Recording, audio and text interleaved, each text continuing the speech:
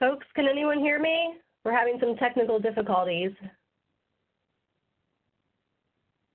Yes, this is Rose. I can hear you. I can hear you too. Okay, Susan, are you on?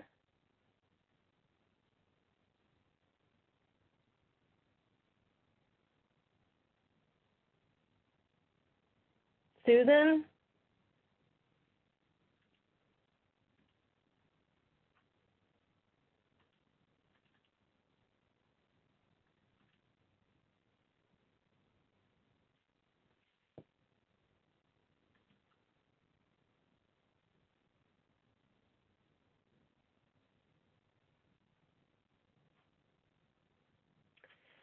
Apologies, folks. If you'll just give us a minute to try to get this technical glitch worked out, we'll be right back with you in a moment.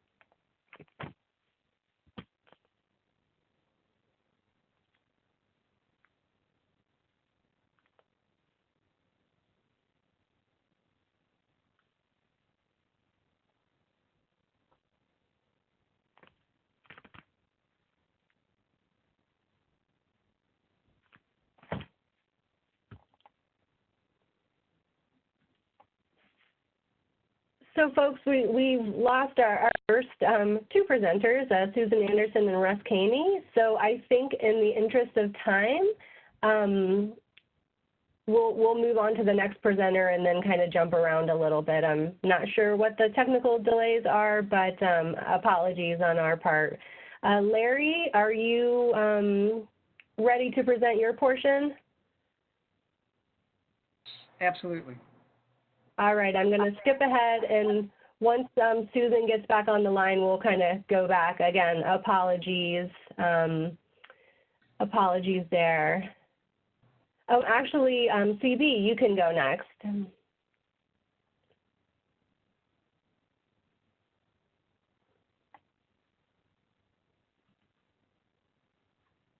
Hi, folks.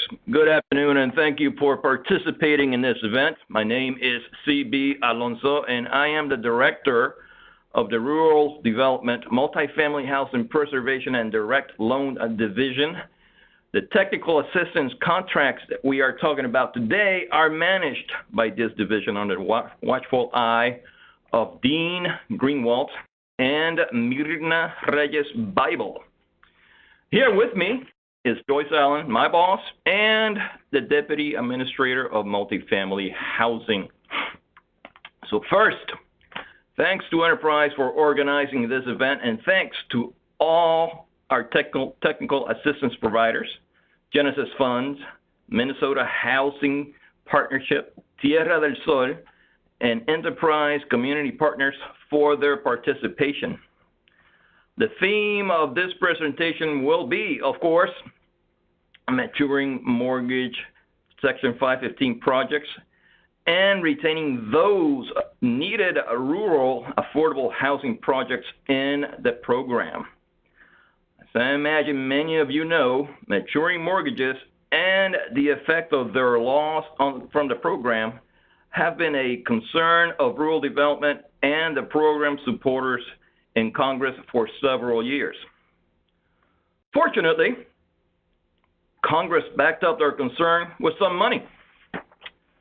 So we are paying the technical assistance providers to give free of charge expert financial and/or legal advice to eligible entities working on applications to acquire maturing mortgages from the Section 515 program.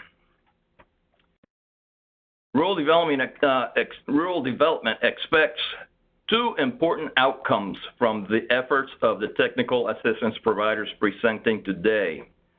Number one is to increase the amount of quality applications for transfers of Section 515 maturing mortgage projects to eligible nonprofits and public housing authorities. Number two is through these applications to maximize the preservation of needed rural affordable housing in the program. So without further ado, I'll turn it back over to Sarah or Susan and the technical assistance provider. Thank you so much.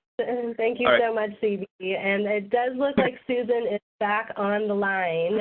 So I'm going to turn it back over to Susan. Susan, we did lose you relatively early in the presentation, so apologies for that, but I'm going to go back to your slides. How much did you hear? Because I talked a long time to myself. Should I just start over, or did you hear anything? No, we heard about maybe the first 3 minutes. Okay. So I guess with that, maybe I will just start with kind of the background context on maturing mortgages, if you want to advance the slide. Yes. Great. Thank you, Sarah. So, you know, as I was saying earlier, looking at preserving the Section 515 housing portfolio is a big program area of Enterprise's Rural and Native American Initiative. We really do see as one of the most pressing issues facing rural communities, and will only continue to be an increasing challenge and need. And so just going to give you a bit of a brief background about the program, as well as why we see it as a big need and has become a big priority for Enterprise. So the Section 515 is part of the Housing Act of 1949, and really it's a program that's enabling multifamily rural rental housing, of incentivizing the development of that housing stock to serve very low and low income families, as well as seniors or disabled. You know, the peak of the access and use of that program was over, 1975 to 1985, really doing about 1,000 loans each year. But what that also means is that the housing stock as it is older, and a lot of the units do need major rehab or repair, and so are in need of recapitalization. And this program, since 2011, has not resulted or created new construction of these units. All of the funding in this program now is concentrated on rental assistance and on preservation. You can move it to the next slide. This is a great graph from Housing Assistance Council that really just is showing the development of the program over the last several years, from inception to about 2008. So you can really see kind of when that peak development of units was, again, from about 1975 to 1985, with the real peak in about 1979. Next slide, please. But again, why we're seeing this as such a critical issue, and why the technical assistance is available, is really about what happens as the mortgages mature on this household, and what happens to the projects after that. So as of September 2018, there were about 13,000 projects nationally, serving 420,000 residents on average. And the average income of the typical tenant in this housing portfolio is about $13,000 annually. So again, very low income households. About 70%, just a little bit under 70% of the residents in this housing stock receive rental assistance. And again, they have an even lower income average than residents without rental assistance, and that's just shy of $11,000 annually. Very low income households, and actually about 92% of all households are classified as very low income. Next slide, please.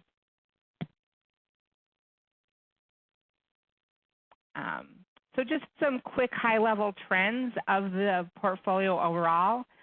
Again, as mortgages mature, they start to drop out of the 515 program, and we're seeing a shrinking of that portfolio. From 2007 to 2018, we saw 227 less units. We're going to really start to see projects leaving the program accelerate after 2027, so that's about 8 years from now. And at that point in time, when we really start to see the acceleration, we're going to, in about 8 years, see 900 properties of the portfolio exit the program. And again, those residents will no longer receive the rental assistance. And so we see this as a critical issue to support the preservation of these housings. Often this is the only rental housing available in rural communities. It's the only rental housing that's been developed in the last 20 or 30 years. So it truly is, in many communities, an asset and is housing some of the most vulnerable populations in that community. And so, you know, I think that's the purpose of a lot of our work focused on this, is preserving those units, and obviously through USDA working to incentivize owners to stay in the program, or looking to incentivize and support nonprofits looking to acquire and or preserve their own 515 portfolio housing stock. So with that, I'm going to turn it over to Larry Anderson. He's going to give a quick overview of the technical assistance that's offered, followed by some short presentations by other technical assistance providers nationally, and then we'll have a question and answer period. And as the Western Region technical assistance provider, certainly want to recognize our partners in delivering that technical assistance. We're working with Office of Rural and Farm Worker Housing in Washington, as well as Larry himself of Get RD Done Right. So with that, Larry, do you want to give folks a broad overview of the technical assistance that is offered under this program? Absolutely. Thanks, Susan. And Sarah, you can forward the slide, please. You can see, hopefully you've all had a chance to look at this map. This breaks down the country into the 4 regions, and you can see where we're looking and working. Next slide, please. Sarah, next slide, please. Thank you. And here's the groups that we're working with. We put a presentation on at the Housing Assistance Council last year, and we're all still working at it. Next slide, please. And just wanted to say real quickly, and Susan did an excellent job summing this up, is that mortgage maturity is a real serious crisis for the program. And the danger is that when a project reaches mortgage maturity and leaves the program, the thing that really hits hard is that the rental assistance stops at the same time, and there's no provision in the statute or the appropriations that allows the rental assistance to continue. So mortgage maturity represents kind of a real crisis for tenants. Now, on the other hand, it's also a huge opportunity for owners who may no longer want to stay in the program And even though the crisis really doesn't hit really strongly until 2027 and 2028, we want to get started at this right now because states are already losing properties. And you can see down on the bottom line there, it shows most of the states with the most exiting projects by 2021, and Minnesota is at the top of the list. Texas is right there. And there's a number of other states that are going to be facing these issues fairly quick. I want to give my hat off to and say thank you to RHS for their wonderful support and coordination on this. Mirna has been working on the NOSA for a long time, and Joyce and CB have been great to work with because when I was the director of preservation, I always wish I had $1 million to work with nonprofits to see what we can get going. The attitude from RHS is perfect. They're willing to take a shot, see what happens. There's going to be another year of funding, so the idea is that we're going to get ideas out. We're going to try things, see what works, and see what we can strengthen to get this ball rolling. Now the beauty is it's no cost technical assistance. So the technical assistance providers, the four of us, we can work with nonprofits to figure out what the best approach is. And Sarah, if you can go to the next slide, I wanted to give you a quick overview of things that we've already can say about how the technical assistance is moving right now. Basically, the situation is going to vary property by property. Everybody's different. The sellers have different motivations. Some of the properties are in real good condition. Some are not so good condition. Some have a lot of rental assistance and others don't.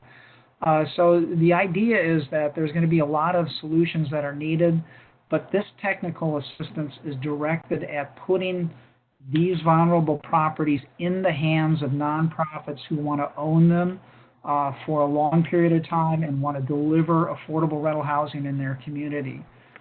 So it's it's kind of a wonderful opportunity, but it's not going to be a cookie cutter and all things work out just the same for every situation.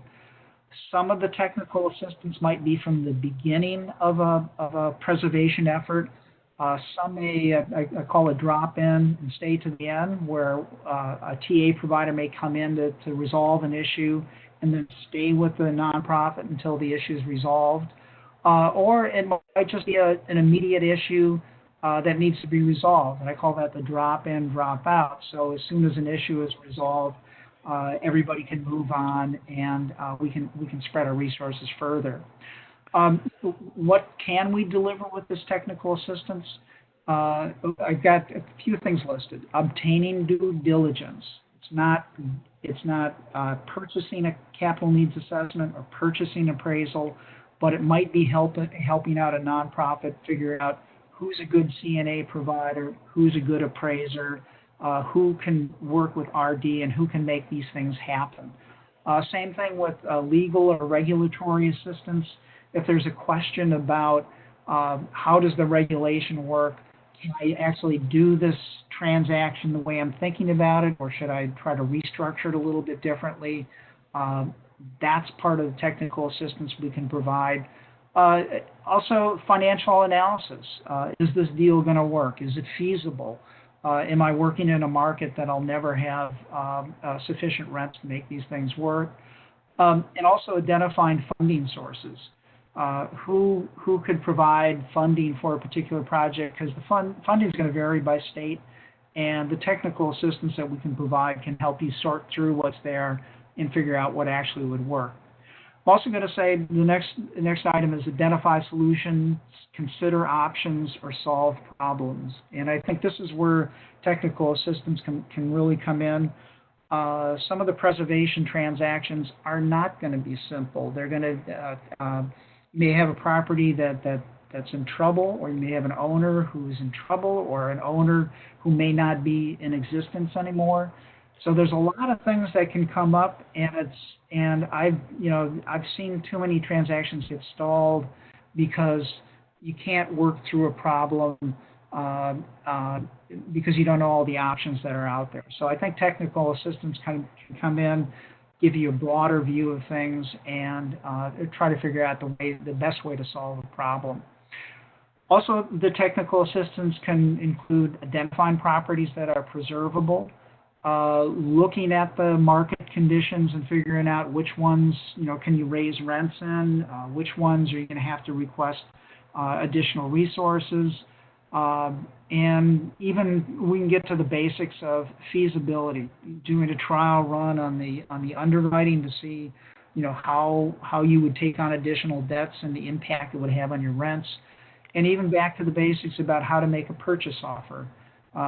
Some of the owners are going to want to sell, some of them aren't, and you can save yourself a lot of time and effort by making a reasonable purchase offer and also having one that makes sense. I hope I'm not running out of time, but I also want to just add that a lot of the work that I've seen already is that nonprofits need to be alerted of when mortgage maturity is going to come to their property. RD has done a really good job of getting a information system that's got every property in the country listed by the anticipated mortgage maturity date. That's real helpful. I understand they're going to be updating their information as well. But a TA provider can help you sort through that and figure out if a property has got a mortgage that's going to be maturing soon, and if they would be eligible for the free TA that we can provide for properties that are anticipated to expire, mortgage mature before 2030. December 2030 is kind of the cutoff date. So we can help you with that. We're also, again, back to the theme, it's going to vary property by property. Some of the people we've already talked to are brand new nonprofits. There's a lot of work that needs to be done. Some are going to be small nonprofits, and maybe it's not that you need a lot of work, but with small nonprofits, a lot of time resources and full-time developers are difficult to fund, and you might need to have a TA provider drop some of those resources in there. And we're also working with larger nonprofits. Some of the issues that come up can really be intractable, but if with a lot of work, a lot of patience, we can figure out how this stuff works. Also, I want to say to all the RD folks who are on the line right now, a lot of what the TA provider can do for you is help to unstick stuck transactions. Sometimes communications is really at a premium, especially when issues get real specific or they involve regulations that sometimes can get confusing, or statutes that even tie things up. And so I would ask our friends at RD to think about situations that maybe they need some help on. We can take calls from nonprofits, from RD, from full profit owners who are looking for a nonprofit purchaser, and see what we can do to make these transactions work. And finally, I'll say to some nonprofits, if you may be thinking about having technical assistance and being concerned about your TA providers taking over a transaction, and I know there's a lot of history and work that goes and resources that go into making these things work, and I'll just want to say that the TA provider can come in and help you out at a certain point. We don't want to replace existing consultants if you've already got a process that's working, but you just need some help on a particular issue. And at the same time, if you find that you really need some additional assistance, we can see what we can do about making that work. So I just want to kind of close saying that, again, each of these transactions is going to be unique. I'd say from RD people on the line or nonprofits on the line, feel free to give us a call, send us an email, and see if we can help you out with the transaction that you have in front of you. And with that, Sarah, I'll turn it back over to you. Thanks so much, Larry. So next up is an overview from the Central Region. And Kelly, can you hear us, and can we hear you? I can hear you. Can you hear me? Yep, great. Great. Okay. I'm Kelly Zelinka with Minnesota Housing Partnership. I'm going to take just a minute to tell you what Minnesota Housing Partnership does and then what areas we're working in to provide this 515 technical assistance. Next slide. Thanks. So MHP is based in Minnesota. We have offices here, but we actually work in every region of the country and in every state. We have 3 primary activities. Community development, which is our largest part of the organization, and we bring over 120 years of combined experience in all aspects of affordable housing development, finance, and community development more broadly. The majority of work is focused in rural and native communities, so the rural nature of these 515 transactions is where we can be very helpful. We also have policy work, which is focused in Minnesota, where we work with local and state electeds to advance affordable housing policy solutions that's informed by and informs the capacity building work. So what we're doing on the ground informs what policy approaches we take, and so we are really looking forward to understanding and learning additional things about the 515 that work and through the technical assistance that we can then be supportive of future policy initiatives that might be in place. And then we have a research and communications team that supports both our capacity and our policy work. Next slide. So our region for this technical assistance is the 12-state region that you see in pink, with a specific targeted states of Minnesota, Iowa, and North Dakota. We are currently looking to begin working outside of that 3-state core region in the balance of that pink area. Next slide.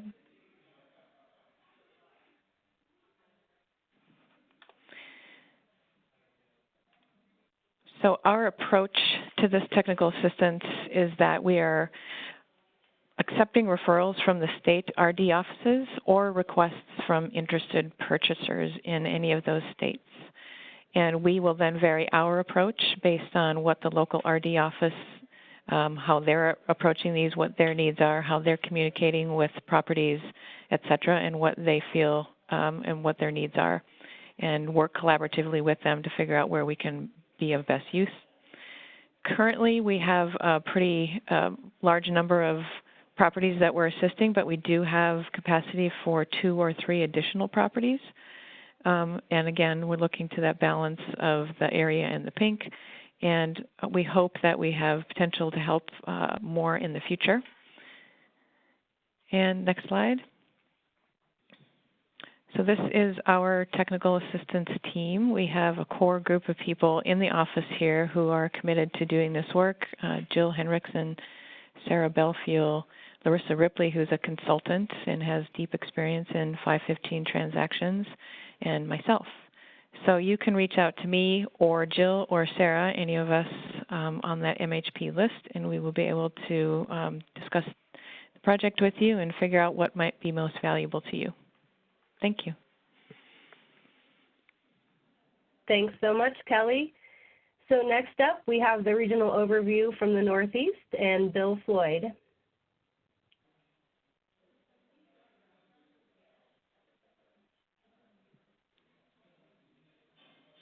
Bill, can you hear us?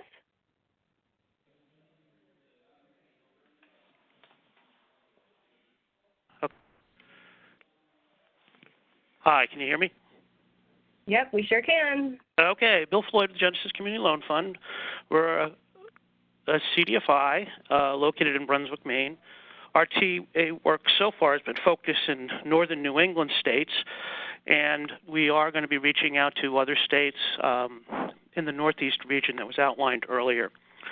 Want to talk a little bit about things we've bumped up into. We are active. We have been working in this area for half a dozen years, worked with the Preservation Revolving Loan Fund and some other debt products to help nonprofits acquire these before this grant came out. And I just wanted to, highlight some of the challenges and also some of the answers we're coming upon. So one of the big problems right now is through the RD appraisal process, we have a security value that dictates, in many cases, a price for drastically below value than the market. And the sellers have the right, in the cases we're talking about, of selling these at market prices. This sets up a dilemma for the sellers, local state policymakers, the nonprofits, and the PHAs we're working with. The choices are, you let a property go, market rate, and have everyone move out. This obviously is one of the big problems that we're trying to work with.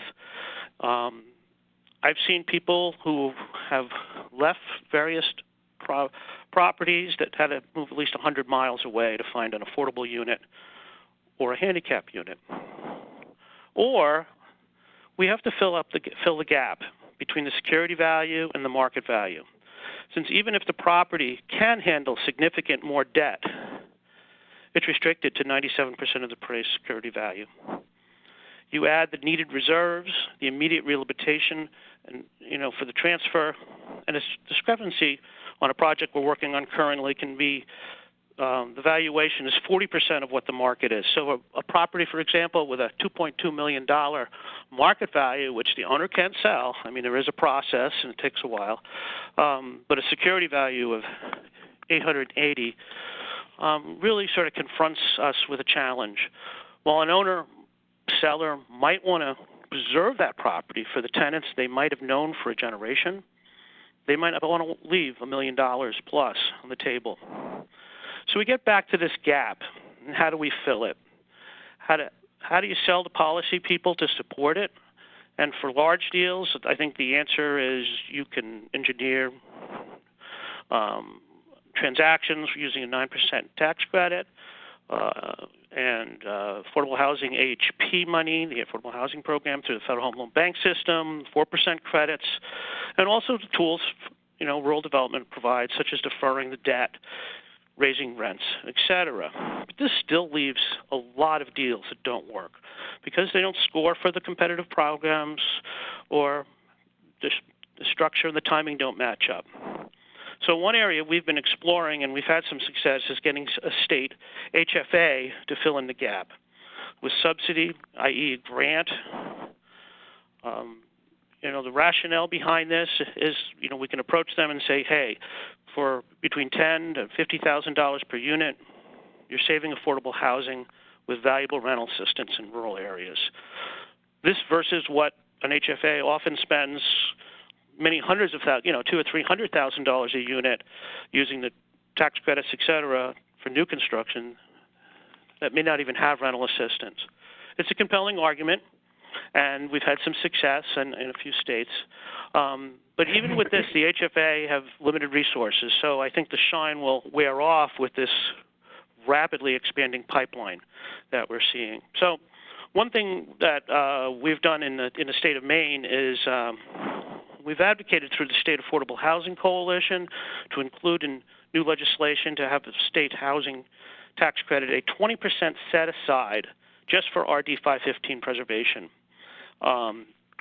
This is sort of looking out, towards the future to create a pipeline of money that can work with a pipeline of deals we see going forward. Politically, this works in rural states, and legislators from very rural districts are familiar with their local 515 projects and want to preserve them. When a state LIHTC is designed often to work with the 9 or 4% deals, they tend to be in larger cities and service centers and towns, and usually doesn't get the support of legislators from very rural districts. So we're optimistic that if this legislation could pass, could be a tool amongst many to help these deals work. So to sum up sort of what we're seeing is a big challenge. As a CDFI, we've been able to engineer some good debt products for these deals, but with the restrictions outlined previously, we need to fill gaps with these subsidies, and they can come from standard housing production programs, or they can come from specialized programs. And right now we see this as one of the fixes until maybe we can get some national legislation changes that might make some of these transactions easier. So we're down in the weeds with this stuff, and those of you who have questions on the Northeast, feel free to call. You'll see at the end there's contact numbers for 3 of us here at the Genesis Fund in Maine. So thank you very much. Thank you very much, Phil. Next up, we have the regional overview for the South with Tierra del Sol presenting.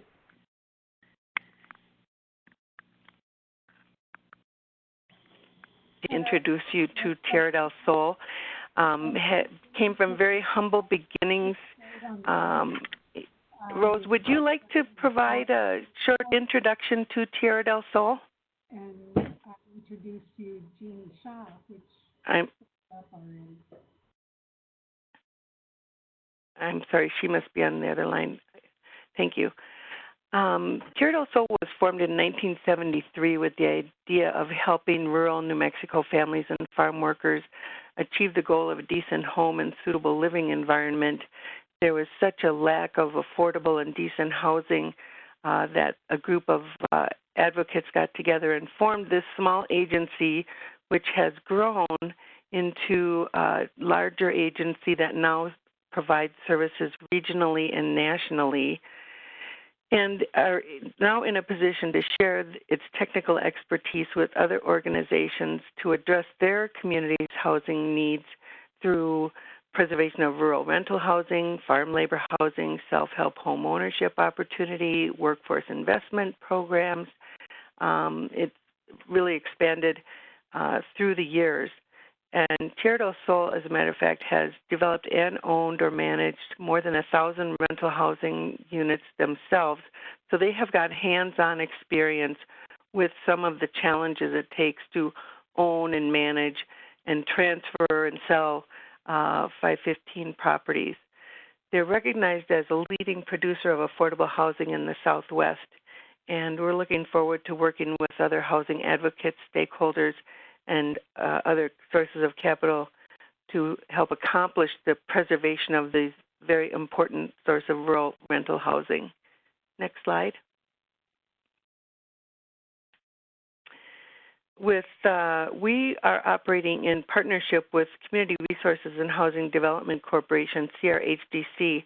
On the map, we are shown as Tierra del Sol in the blue and CRHDC in the yellow as far as the states that we're working in. We evaluated the list of current rural rental properties whose 515 mortgages are going to be expiring or paid off by 2030, and there are more than 740 properties in the southern region. And over 150 of those properties are owned by nonprofit organizations and public housing authorities. Next slide.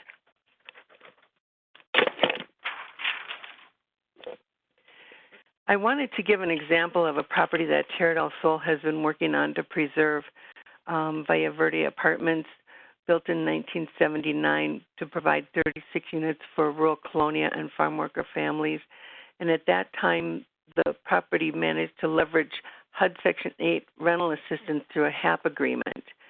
And ultimately, in 2018, the property owners wanted to preserve the affordability of the property, so they Tierra del Sol assisted this nonprofit owner to hire an architect to prepare scopes of work and construction packages. An appraisal was obtained that supported project feasibility, and I know Bill mentioned that there's some challenges in that. A pre-construction preservation budget was prepared, and then in order to cover the total development costs of $4,500,000, Tierra del Sol provided technical assistance to secure funding from the Low Income Housing Tax Credit Project using an equity partner that purchased the tax credits at a relatively good price, and that provided $2,500,000 of equity for construction. Pioneer Bank provided the construction loan during the interim period to get the property renovated. And then in addition to that, the owner also was able to leverage permanent financing of $3.2 million from Rocky Mountain Loan Fund. And I think the reason I'm using this example is for you to see that there are multiple funding sources sometimes that it takes to preserve these properties and how complicated the approaches can get, especially when you're layering in all these different funding sources. On top of that, technical assistance was provided to ensure that HUD agreed to provide a Section 8 rental assistance HAP agreement once the 515 loan was paid off.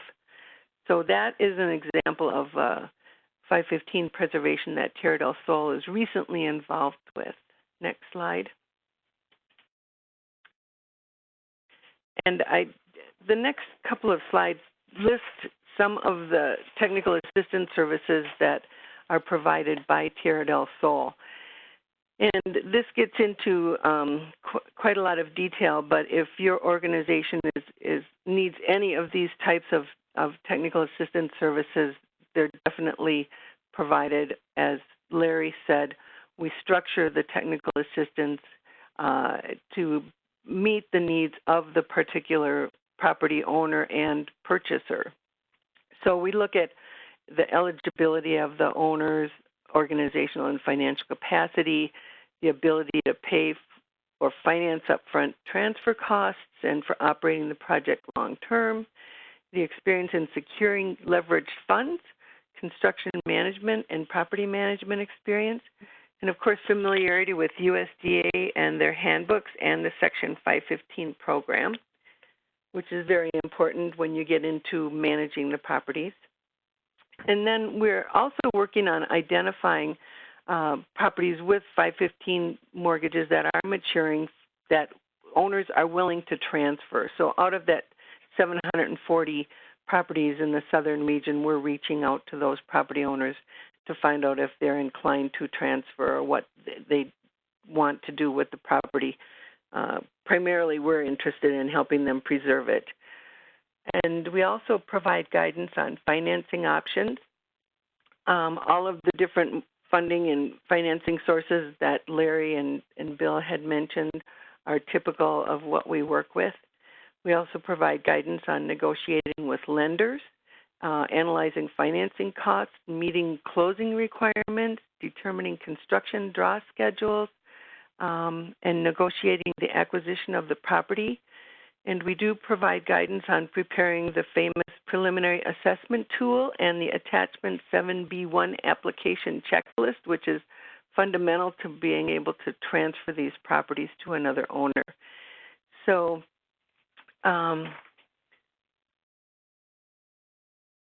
we also provide information on market studies, appraisals, capital needs assessments, Phase 1, Class 1 environmental reports, legal and financial documents, transaction structuring.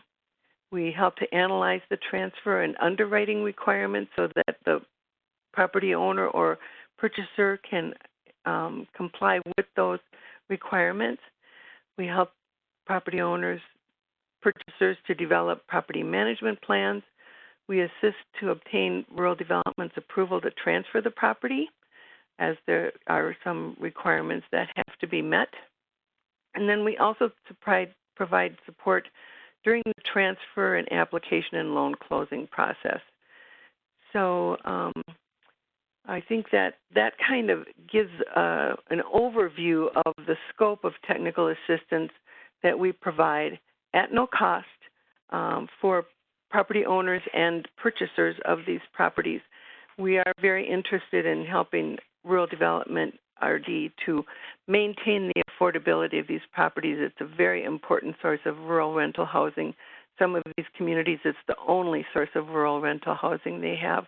So it becomes very critical to avoid having long-term residents have to move out of their properties or even out of the community, as it was pointed out. So thank you very much for the opportunity to present information on the services that we provide. Here's contact information. Rose Garcia is the Executive Director. Sal Estrada is Deputy Director, and I myself am their technical assistance provider. We all work together on these properties. So thank you very much. Thank you.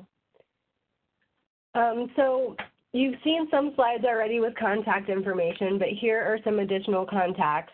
Along with the recording of today's webinar, we can also share the PowerPoint so you can have all of this information. But just a quick overview, Genesis Fund handles the Northeast region, Minnesota Housing Partnership handles the Midwest region, Tierra del Sol along with CRHDC handles the Southern region, and Enterprise Community Partners handles the Western region. So I know we're a little behind schedule because of the technical difficulties, but just a reminder, if folks have any questions, they can send it into the Q&A box, or the chat box is fine too. We do have a couple or one question, so I'll read the questions and then the panelists, as appropriate, can answer. So the first question is, are the RD expiring properties available on your website and or in a GIS format?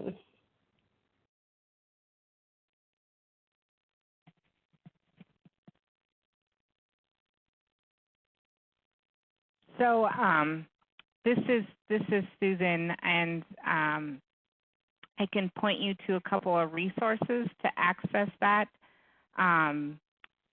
There is a USDA website that does kind of have that data mapped out. I can send that in the link to the questions, as well as, you know, if you just go to Policy Map and look at their data sources and click on USDA multifamily, that's another way to get like a GSI overlay or representation of the data.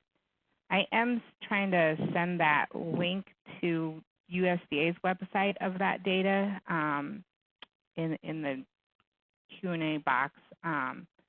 But again, CB may also want to add to that. If CB, you're still with us.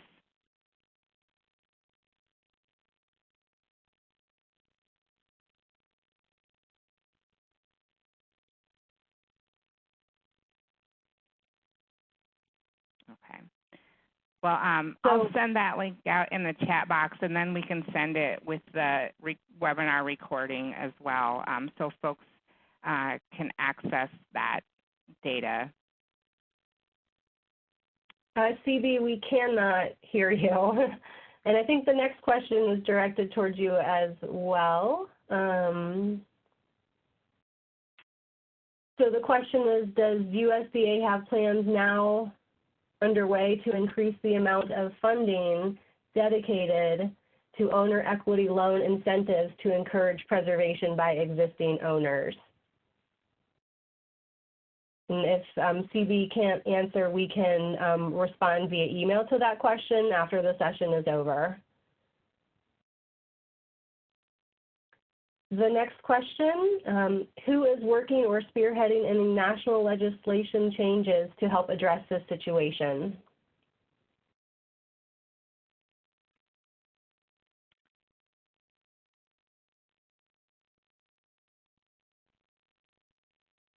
So I think, again, this is Susan Anderson, and welcome other panelists to comment. You know, I think Bill had talked about some of their efforts in the Northeast, and Kelly talked about some of their efforts specific to the Midwest. I know that there's the Rural Rental Housing Preservation Working Group that is led by HAC, that has been active sort of at the national level of working on this issue and advocating for supportive policies, and that's something we can also include in the link that goes out, is some information about that group if folks are interested in learning more or potentially joining.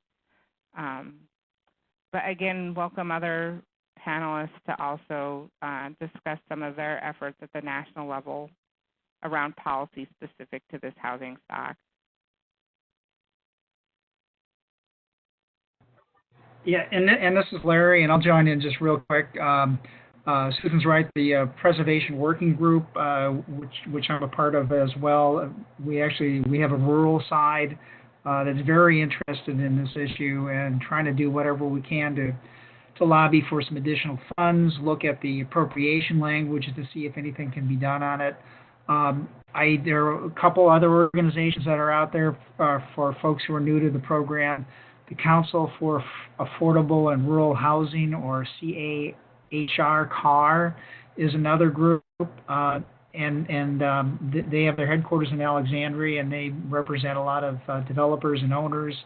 And there's also the National Association for Housing Management, or NAMA, and NAMA represents owners and primarily management agents who are working in the program, and they also have a legislative staff that's interested in the issue. But I would just encourage people to get involved. A lot of times, if you can make contacts with your local senators or congressmen and let them know of this need, we need all the help we can get, and I'll leave it at that. And something else, as Marty Miller at ORFIS pointed out, the National Rural Housing Coalition is also starting to take this up as an issue in their federal level policy work. And we have another question that came in through the chat box, and that is, will there be any special preservation efforts for 514 and 516 programs?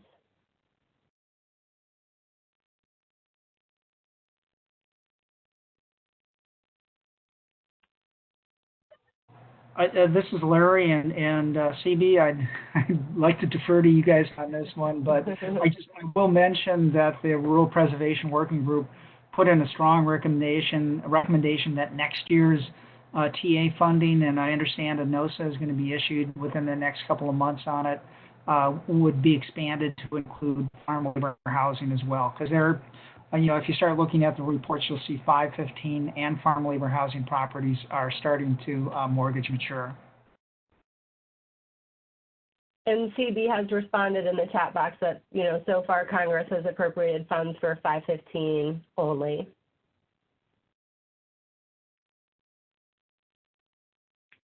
I'm not seeing any other questions at this time. We can give it another minute or so if folks do have any other questions.